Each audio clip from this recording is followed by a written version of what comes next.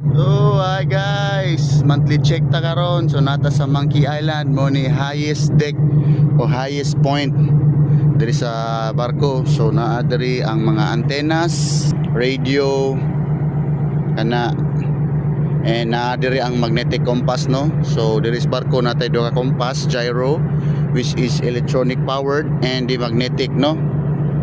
So mo ni ang mga suga diri na mura Christmas lights.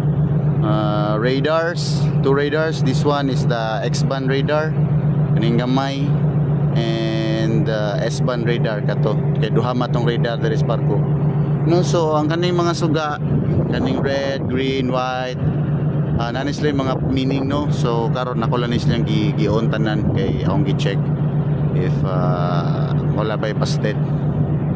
So diri na diri ang magnetic compass, by the way, VDR, voyage data recorder. So mura pog sa eroplano ba na naapod may ana. And dire mo na siya magnetic compass, guys, no. Mo na siya magnetic compass. So nani siya sa taas.